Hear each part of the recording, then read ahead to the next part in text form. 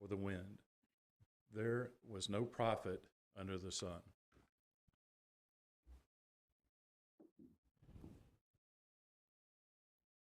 Thank you so much, Brother Jurgen, and what a blessing it is to be with you all this morning. What a blessing it is to study this topic of busyness. It's one that I don't think traditionally is studied or evaluated very often, at least, from the pulpit, but one that certainly could use our attention, not only in this instance as we're going through these series of lessons, but probably more frequently, especially as we begin to see the warnings and the value based upon an evaluation and examination of this topic and how we can improve, especially in our modern life, in the current generation in which we all find ourselves in this country and in view of the world. This is certainly a topic that was valuable and helpful throughout the week, and I hope you saw it to be the same. Before we dive into the sermon, a few announcements. There is a leadership dinner planned for next week. The leadership is consisting of the elders and their family, the deacons and their family, the Bible class teachers and their families. And so if you are one of the elders and you're one of the members of the family of one of the eldership families, you're invited. Same with deacons and same with Bible class teachers. You are going to be served. You are going to be the guests of honor at 5 p.m. next Saturday. That is September the 17th at 5 p.m. Leadership dinner. Again, elders, deacons, and Bible class teachers. And the youth are going to be serving you.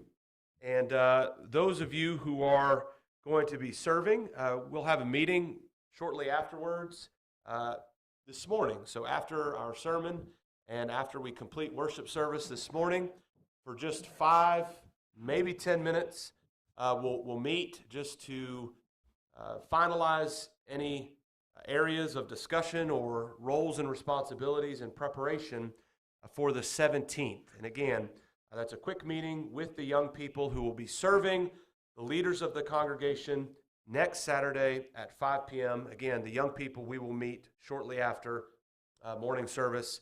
Just plan to meet right down here, young people, and we'll discuss things. If you're not a young person and you want to help, we could use your help with food preparation. And so you can prepare food. You can arrange for it to be brought ahead of time. You do not need to stay to serve the food. You can just simply bring the food. And this is what we need. We need 2 or 3 folks to supply spaghetti. Okay? 2 or 3 folks to supply spaghetti. We need 2 folks or 1 person who would supply 2 different sets of salads. So 2 salads are going to be served. We need drinks for the meal. And finally, the favorite part, the reason why we get through the first part, which is dessert. We will need dessert as well. And so if you'd like to participate and help in some way, and you are not going to be served because you are not an elder or family of the elders, or deacon or family of the deacons, or Bible class teacher and family of the Bible class teachers, and you're not a young person, you can help by assisting in providing the food. Again, that's spaghetti, 2 or 3 folks to supply that, 2 salads, 2 folks or 1 person to supply 2 different salads, set of drinks, and then desserts. And so if you have any questions, please come see me. And again, that's in preparation for next Saturday at 5 p.m. Also, just a couple of upcoming things. Remember, October the 2nd, in between services, we'll have cards to sign thanking those in the local hospitals, those who are healthcare professionals. You would just sign the cards. And again, that's in between services on October the 2nd. That will be available. And if you're wanting to thank maybe a doctor or a medical professional in some way, please let us know that name, and we'll get with you the address and so forth. But we'll take care of all the cards We'll take care of the addresses. We'll take care of sending the card. But if you would just like to let us know at some point any that you would like to particularly thank, we will make sure and take care of that as well. Remember, October the 29th is the Fall Festival. We'll be having a barbecue cookout at the building, and we do this once a year usually. I think maybe we missed 1 year because we had, of course, COVID, but we have traditionally done it, and it was done, by the way, long before I even got here, long before our family arrived, nearly, about 8 years ago, coming up now. This congregation has done the Fall Festival for a long time, and again, that will be October the 29th at 5 p.m. here at the building, and we'll be having a barbecue cookout here at the building October the 29th.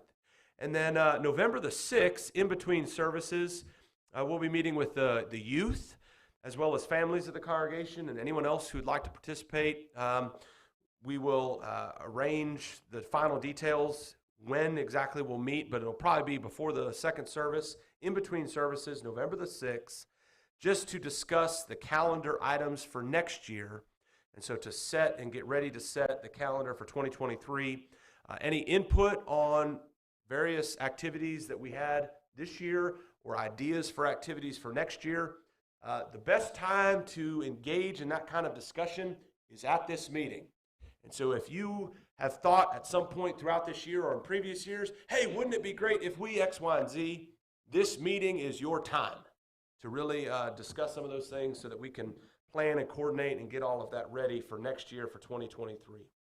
And then also, there's an area-wide youth devo tonight at 5 p.m. at Macklin Road, which is in Marietta. Different families are going individually, plan to be there. It is for the youth. My understanding is the way this takes place and the order of operations is the congregation hosting it. Those that come will engage in the evening service. And so at 5 p.m., I imagine that's Macklin Road's evening service. And then afterward, the young people get together, fellowship and additional individual time for the young people around that evening service. So again, meeting there at 5 p.m. at Macklin Road. We are studying busyness and have this last week. I thought we had a great Bible class, certainly grateful for all the input and all the comments. It's, again, a topic that is impactful and needful in today's generation. And so we're going to go through the sermon, really trying to round out the study as we think about one of the ways in which we viewed the topic of busyness in our Bible class, which is the difficulty in identifying busyness and why it's so hard for us to identify busyness. It's challenging because we cannot just simply say, well, since someone is doing the work of the Lord, surely they're not in a state where they are engaged in, quote, busyness, in that they're working for the Lord ineffectively, or that it's become a problem in regards to their standing in relationship with God. And we know that because if you look at, for example, Exodus chapter 18, verses 13 through 22, we see that Moses there is all the day dealing with deliberations concerning problems that the children of Israel are having with one another. And Moses is the one who is delivering verdicts on how these problems ought to be handled, to the point where he is overwhelmed. And it's gotten to the stage where Jethro actually calls Moses out and says, hey, the thing that you're doing, it's not good, verse 17. You're going to wear yourself thin, Moses. You're essentially busy. This is ineffective. You're not delegating. You're not handling this in a way that ultimately exhibits good leadership and is going to harm you in regards to your relationship with God, in regards to your ability to sustain your role of leadership, and it's also going to harm the people that you're trying to serve, because eventually you're going to be ineffective in being able to deliver proper verdicts in your deliberation. We likewise see, for example, in Luke chapter 10, verses 38 through 42, the example of Mary and Martha. And of course, Martha being cumbered about with much serving. Martha, indeed, serving the Lord, indeed doing work for the Lord, in that she is in isolation, doing the work that she is doing with the intention to serve the Lord, but is described there as being busy, essentially. She's cumbered about. She's troubled regarding all the, quote, work that she's doing. She's in a tizzy, if you will, because now she all of a sudden has begun to compare herself with Mary, her sister, who is just simply contemplating, reflecting, and being in the very presence of the Lord. And so busyness is not easy to identify. We can't simply say, well, I'm doing work, and the work that I'm doing is acceptable to God, and I'm doing it for God, and so therefore busyness is not something I have to worry about. No, it might be something that you need to be concerned about. It might be something that indeed has become a problem. And so let's look at the topic of busyness by kind of going all around it so that we can hopefully get a better idea of being able to identify it, understanding that busyness and being busy is not always best. So let's begin by looking at the what. Let's begin by looking at the what. And let's focus in on passages relevant to productivity. Passages relevant to productivity. In other words, when we think about the what of being busy as it relates to work or just general activity, we find in the scripture that we are commanded and we are encouraged to be productive versus being inactive. So look at productivity versus inactivity. For example, Proverbs chapter 6. Proverbs chapter 6, beginning there in verse 6. Go to the ant, you sluggard. Consider her ways and be wise, which having no captain, overseer, or ruler, provides her supplies in the summer and gathers her food in the harvest. How long will you slumber, O sluggard? When will you rise from your sleep? A little sleep, a little slumber, a little folding of the hands to sleep. So shall your poverty come on you like a prowler, and your need like an armed man. Friends and brethren, I read this passage, and it motivates me and provokes me to get to work. I read this passage, and there's a clear message that I need to be applying myself and working to labor to earn my bread. And that there is a danger in being a sluggard. There is a danger in being lazy and sleeping away the day, wasting away life, and not being active in a way that is productive. We likewise find passages such as Luke chapter 11. Luke chapter 11, we see there in verse 24 through 26, Jesus says, when the unclean spirit is gone out of a man, he walketh through dry places seeking rest, and finding none, he saith, I will return unto my house whence I came out. And when he cometh, he findeth it swept and garnished. And so an evil spirit has left a man. The man has now cleansed himself. The man is now pure, if you will. His house, his self is now cleaned up in the sight of God, in that he's gotten all the evil out. But now you notice, then goeth he and taketh to him 7 other spirits more wicked than himself, and they enter in and dwell there, and the last state of that man is worse than the first. What's the problem here? The problem is the house is empty. The self that was filled with evil has now been cleansed, but it has not been filled with that which is good. And so because of that inactivity, because of that idleness, what happens?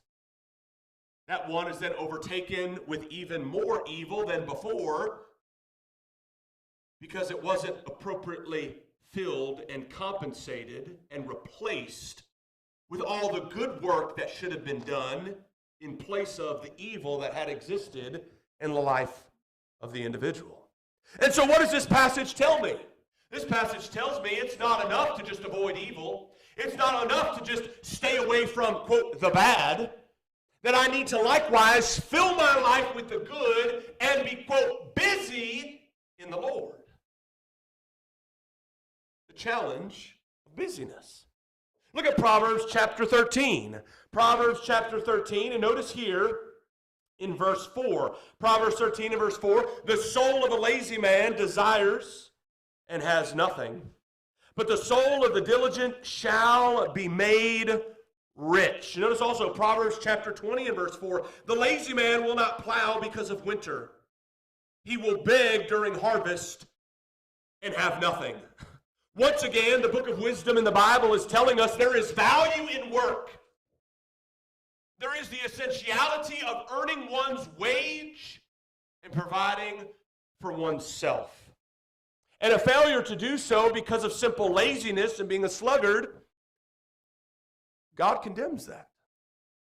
We likewise find passages such as Eccleasiastes chapter 9 and verse 10. Ecclesiastes chapter 9 and verse 10. Whatever your hand finds to do, do it with your might. God says whatever it is you're going to go do, whatever it is you're involved in, it doesn't matter what the area of life, you do it with effort. You put forth your best foot, if you will. Sounds to me like God is emphasizing the value in work, the value in effort, in striving for that which is good. As a matter of fact, in Ephesians chapter 2 and verse 10, we read, "For we are his workmanship, created in Christ Jesus for good works, which God prepared beforehand that we should walk in them." God has given us the gospel, has given us his Son. We have entrance into the kingdom so that we can work to glorify God. And so when we think about busyness, and we think about the what of busyness, we see that the Bible clearly teaches us there is value in productivity versus inactivity. But let's look at the how. Let's look at passages on intentionality versus systematically. Doing things with intention, doing things with calculation, doing things with purpose and meaning versus just simply doing things because you're, quote, going through the motions and you're a machine and you're just cranking out that which you've always done.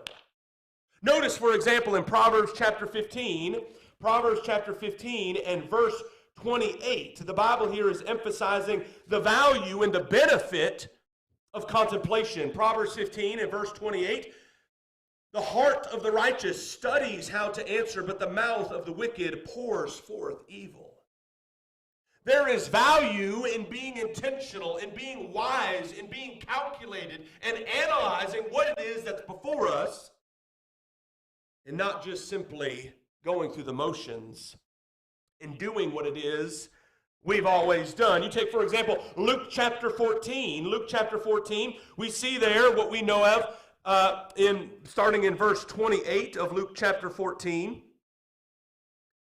Jesus here is describing for us a situation in which one has not truly counted the cost, and it's in the context of us counting the cost in regards to our discipleship to the Lord.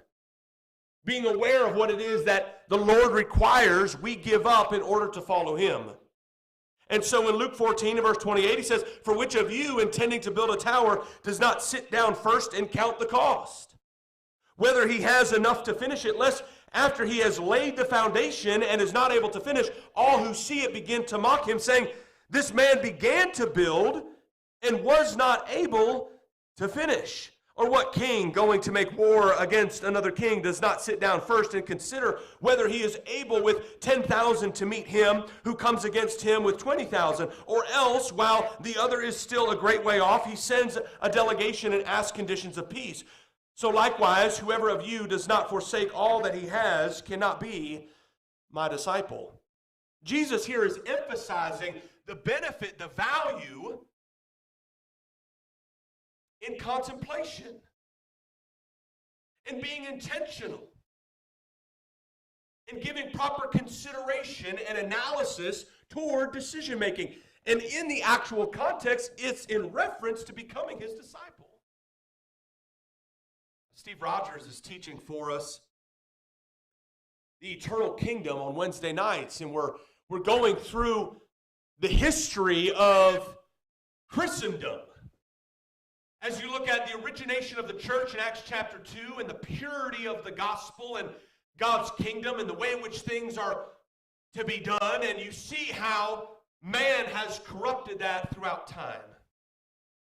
We were discussing baptism this last Wednesday and looking at various pictures of denominations and how they baptize. And one particular picture was shown where a certain clergy member of a particular denomination, because they already engaged in the act of pouring rather than baptism as we find in the Bible, sprinkling rather than baptism as we find in the Bible, during the COVID era, a picture of this clergy member wearing a mask and shooting a squirt gun across the way, 6 feet at least, in order to hit the infant child in the face with the water. What is that? Well, that's an instance of foolishness. That's an instance, just as Brother Danny mentioned in his prayer, of man's doctrines, man's ways of doing things now taking place of the way in which God has commanded things to be done. Jesus here in this context lays out for us plainly that becoming his disciple requires contemplation. Folks, an infant cannot contemplate as to whether or not that infant wants to be a child of God. That infant is not even yet in a state where that infant needs the blood of Christ applied, being innocent. And Jesus is saying, if you're going to be my disciple, if you're going to follow me, if you're going to live for me, just as a king would count the cost in a war, just as one building a building would consider what all is involved in the materials needed to build that very structure, so likewise you count the cost regarding what I require. God wants us to think. And what happens when we leave living our life based upon intentionality and we start living our life systematically? In other words, going through the motions and just doing what it is that we have before us. Wake up, go to work, eat lunch, go back to work, come home. X, Y, Z, day in, day out, humdrum, back and forth. That's not the way it's supposed to be, folks. God didn't create us as robotic creatures. We're not oxen here. We have a sense of ought. He's given us a yearning for purpose and meaning. And we can find ourselves in the midst of work, even in the midst of being involved in God's work. But really, just being very, very, very busy, separated, apart, detached from God. We find an instance of this in John chapter 9. Steve and I were at Memphis School of Preaching. Brother Jerry Martin taught the gospel according to John. And I will never forget the way in which he went through John chapter 9. It has stuck with me and will probably forever. You see here in this chapter a man who was blind,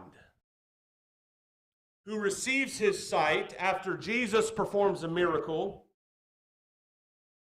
As we read, beginning there in John chapter 9, starting in verse 5, Jesus says, "As long as I am in the world, I am the light of the world." When he had said these things, he spat on the ground and made clay with the saliva. And he anointed the eyes of the blind man with the clay. And he said to him, "Go, wash in the pool of Siloam," which is translated sent. So he went and washed and came back seeing. This blind man who was blind now sees. Verse 8, "Therefore the neighbors and those who previously had seen that he was blind said, 'Is not this he who sat and begged?'" All those who ever knew this man recognizes that he now can see. At one point, throughout his entire life, he was handicapped. He was incapable of being able to care for himself, and he was a beggar. Now all of a sudden he can see, and all who ever knew him recognized this. How is this possible? We see then in verse 11. Verse 11, after they had asked him, how were your eyes open? The man responds and says, a man called Jesus made clay and anointed my eyes and said to me, go to the pool of Siloam and wash. So I went and washed, and I received sight. This man, Jesus, he put this on my eyes, told me to go wash, and now I see. That's what he says. Verse 13, they brought him who formerly was blind to the Pharisees. Uh-oh. What's about to happen here? Look at verse 15. Then the Pharisees also asked him again how he had received his sight, and he said to them, he put clay on my eyes, and I washed, and I see. It's pretty plain, right? This man, Jesus, put clay on my eyes, I went and washed, and now I see. Second time he's explained it. Drop down now to verse 19. And they asked him, saying, is this your son? His parents are now present, and they're wanting to know whether or not their son was indeed blind, who you say was born blind. How then does he now see? Well, the parents, they're scared of the Jewish leaders. They don't really want to answer, and so they basically say, let him answer instead. And so we drop down to verse 23. The parents say, he is of age, ask him. So they again called the man who was blind and said to him, give God the glory. We know that this man is a sinner. He answered and said, whether he is a sinner or not, I do not know. One thing I know, that though I was blind, now I see. What are they saying? They're saying, wait a second. You're saying that Jesus did this for you. Give God the glory. Jesus is a sinner. There's no way this has happened. That's what they're saying. This man is saying, I know nothing of that. But I know that this man is the one who healed me. I know this man is the one who simply took clay, put it on my eyes, and now I see. And so we drop down then to verse 26. They said to him again, what did he do to you? How did he open your eyes? He answered them, I told you already, and you did not listen. Why do you want to hear it again? And this man is like, look, y'all, I didn't see, I couldn't see, and now I see. He explains there and asks the question, interestingly enough, do you want to become his disciples? Why is it that you're asking so many times? Do you want to become a follower of Jesus? It seems almost like innocently maybe he's asking this question. You keep asking to find out more information. Are you interested in becoming a follower of Jesus? Notice how they respond. Notice here then in verse 28, they say, you are his disciple, but we are Moses' disciple. We know that God spoke to Moses. As for this fellow, we do not know where he is from. Verse 30, the man answered and said to them, why, this is a marvelous thing that you do not know where he is from, yet he has opened my eyes. Verse 33, if this man were not from God, he could do nothing. They answered and said to him, you were completely born in sins, and are you teaching us? And they cast him out. What's going on here, folks? The Jewish leaders who are so obsessed regarding their system and how they're doing things are completely oblivious to the fact, are not giving proper contemplation that a man who was once blind had mud put on his eyes and now he sees. And so obviously something is going on outside of the laws of nature that God is behind. But they don't want to think about it. They don't want to consider it. They don't want to take a step back, press pause, and ask themselves, we're all about God and his kingdom. Maybe we should rethink Jesus for just a moment. Maybe we should consider for just a moment that he who is before us is indeed the Messiah. and that we should do things differently. Busyness means we get to the point where we are no longer intentionally and with purpose and out of desire doing what it is God has commanded us to do. And so therefore it's become systematic. And we are in the midst of a machine.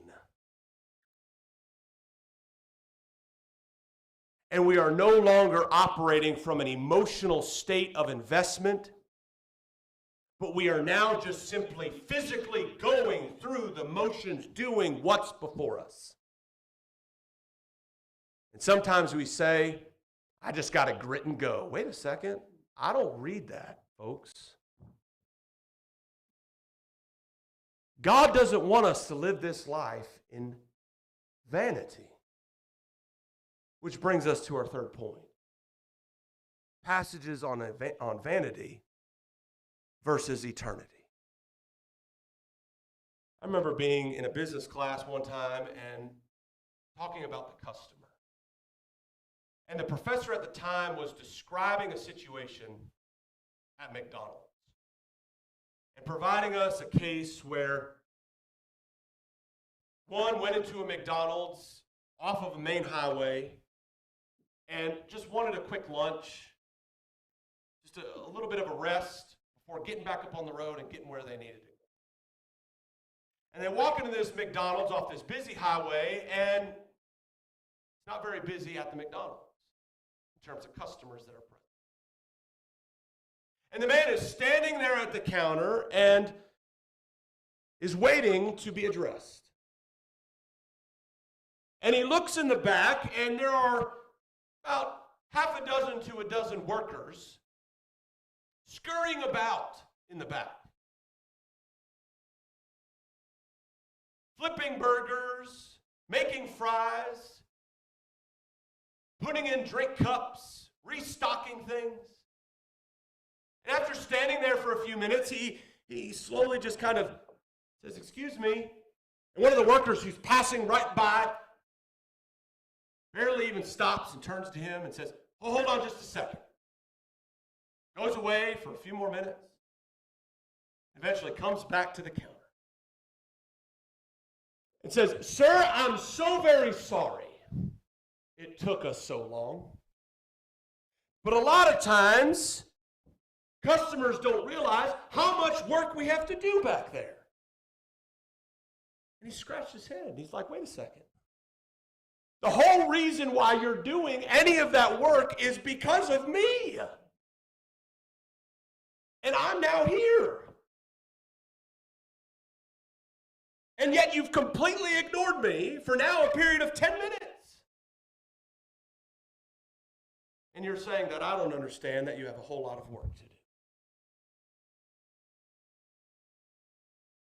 Why is it that we do what we do? Why do you go to work?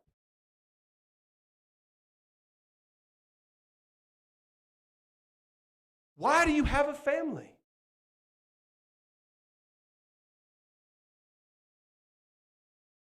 Why do you clean the house? The mother who ignores the children and gets onto them and yells at them and screams at them all day because she's trying to get the house cleaned, and you ask her why, and she says, "Because I love my family." What?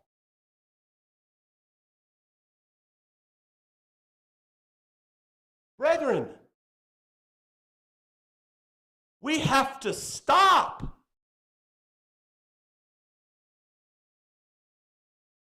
We see the what of busyness.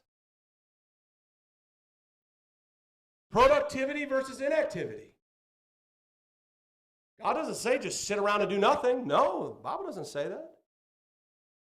We see the how.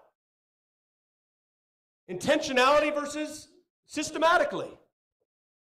God doesn't want us to just go through the motions. But when we get caught up in His work, we have to ask the question, why? Why am I doing it? Who am I doing it for? We, of course, see the Good Samaritan in Luke chapter 10, 25 through 37. The Levi and the priest, workers. They have work to do in the temple.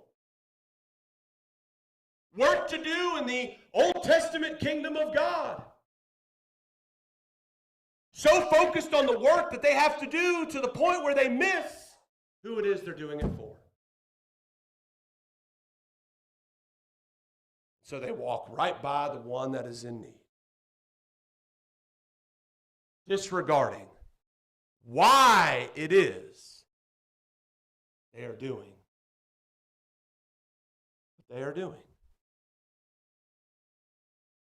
And so in the book of Ecclesiastes, case after case after case regarding the pursuits of man,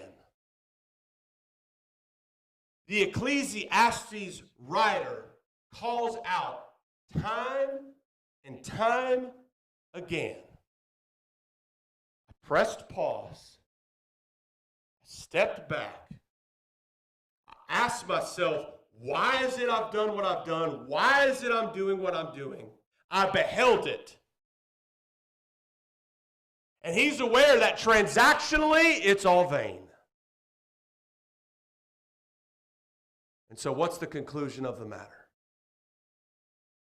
Chapter 12 and verse 13, he says, fear God and keep His commandments, for this is man's all. Brethren, if we're too busy to keep the commandments of God, that's busyness. I might be too busy with sleep. I might be too busy with work. I might be too busy with me. I've now entered vanity rather than living for eternity. Why is it that we do it all? The Ecclesiastes writer gives us the answer. It's ultimately to be done for Him. And so fear Him and keep His commandments. Maybe you're here this morning and you don't fear God. Maybe you're like those in John chapter 9. You're here this morning. You have a routine. You have a rhythm. You have a system. You're following it. But are you intentional?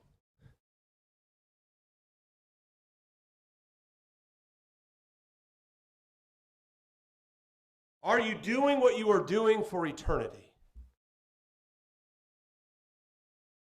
Are you doing what you are doing for God or for yourself?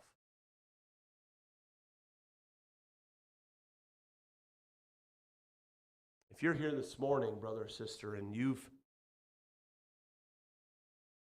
had a wake-up call from this week's study of lessons,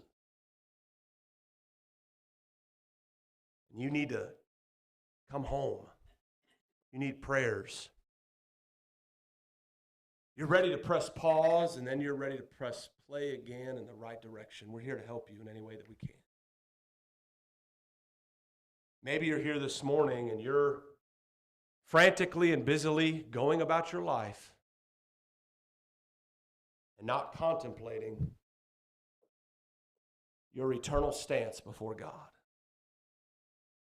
Won't you make the decision to become a child of His this morning by being baptized into Christ, putting on Christ via baptism? as we read about in Galatians chapter 3, 26 and 27. If you have any need this morning, won't you please come forward as all together we stand and sing.